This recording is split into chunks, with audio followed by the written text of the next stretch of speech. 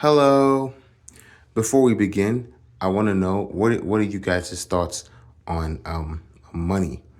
Because I like money, and I think it would be nice if you guys give me money on my Patreon or my book.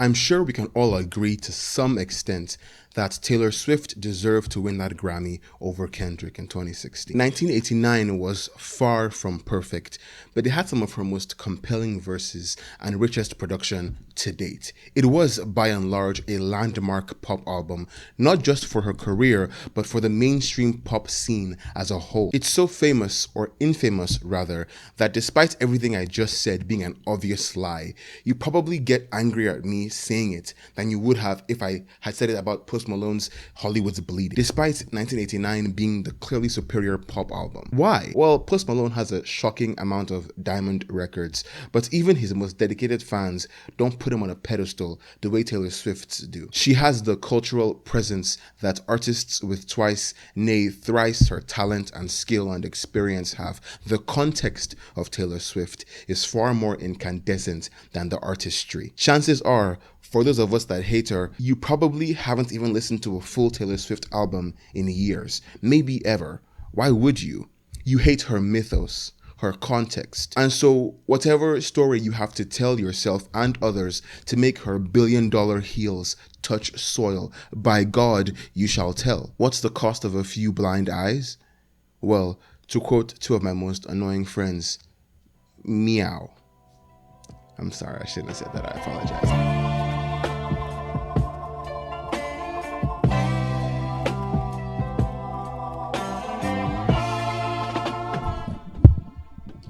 Okay, alright.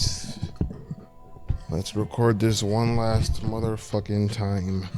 Give a young boss a break. Alright, supposed to sync up, I guess. Sync up here, whatever, I don't give a fuck. Since embarking out of country with her classic album 1989, Swift has plastered herself on every corner of the mainstream music world with a ferociousness not belonging to someone who has the aura of an incredibly rich, incredibly millennial ferret. I don't think you understand how rare it is for an artist, especially in the age of streaming, to be moving a million copies first week with seemingly every new release. Beyonce doesn't do that. The Beatles haven't done that. Neither Drake nor Eminem have done that in years. Ed Sheeran sure as hell doesn't do that.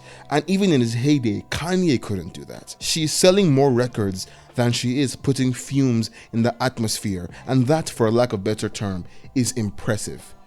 She has a very big plane. But if we dwell too much on the numbers, we risk stumbling into that Drake Swift fan mentality where we directly equate sales to quality. It's an argument used by people who are scared of muddying their palates with taste. Go listen to Akinyemi and Feeble Little Horse, you bananas. So, as fun as talking numbers is, I must admit, this video isn't really about Taylor Swift.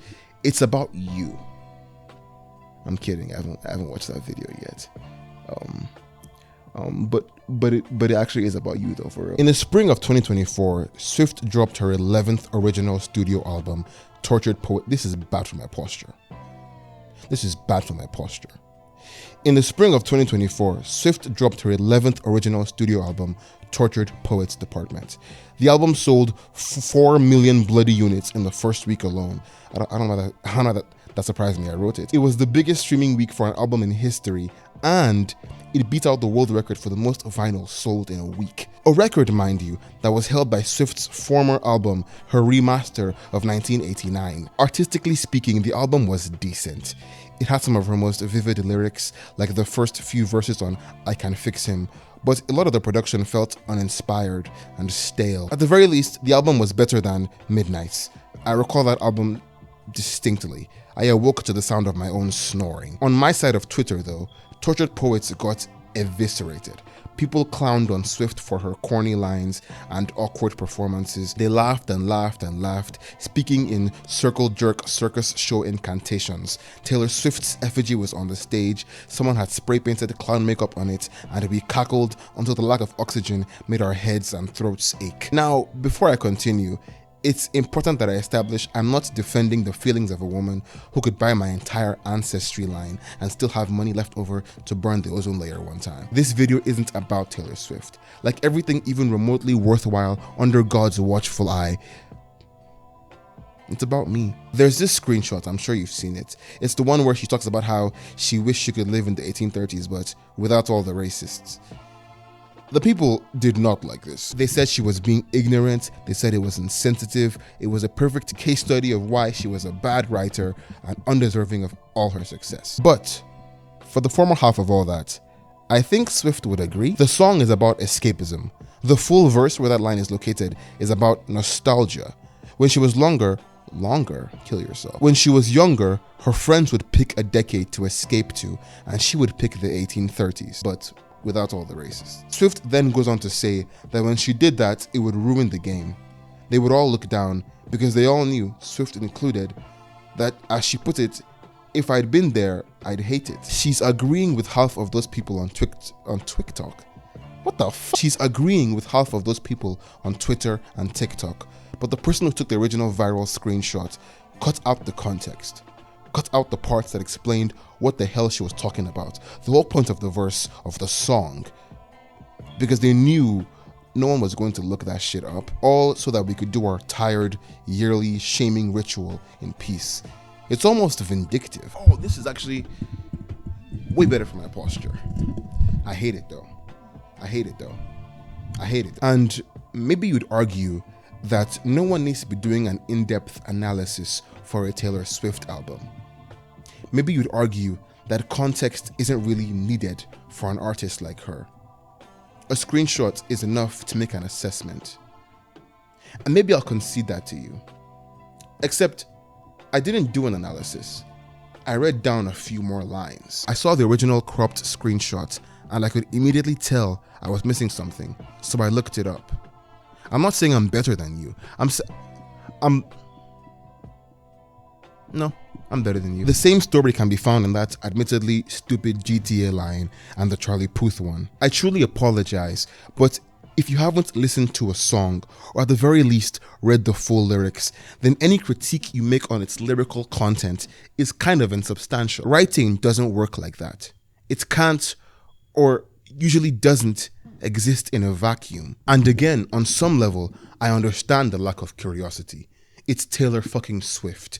You aren't obligated to give a damn about Taylor fucking Swift. But as a writer, making judgments about an artist's work and ability without knowing anything even close to the full story feels wrong to me. Not just on a moral level, but on a conceptual, essentialist level. Like seeing a broken arm bent the wrong way, or a dead animal.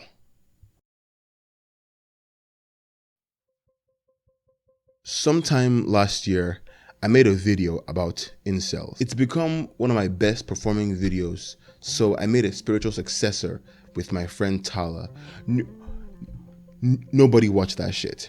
I'm not angry, I promise. A YouTuber, City Crusher, made a response to both those videos. City Crusher is an old man, but he's by no means wise. He has the sort of odd appeal that can only be described as John Oliver meets premature ejaculation. I'm not angry that an incel didn't like the video where I tried to understand incels. Their movement needs to be fringe and enigmatic, or else more people would realize how gross and out of pocket they are, and then they would realize how gross and out of pocket they are, and nobody wants that. What I am upset at is that someone could be so willfully incurious that I could spend days mulling over every word, terrified of being misunderstood, that I could be hunched over my desk at ungodly hours, eyebrows furrowed, that in making art I could maybe grow to understand or even live with myself, and then some 700-year-old Midwest American core South Park reject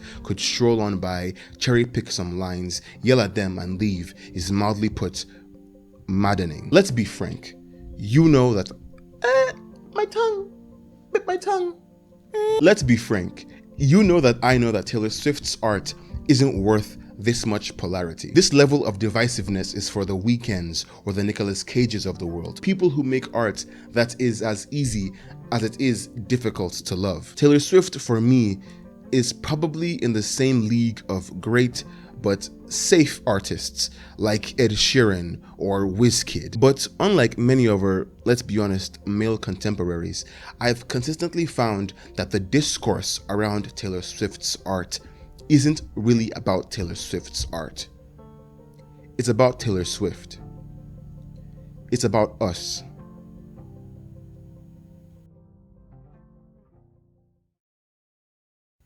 Okay, I'll watch Avila's video. It's been in my watch later list since like Goodluck Jonathan's administration.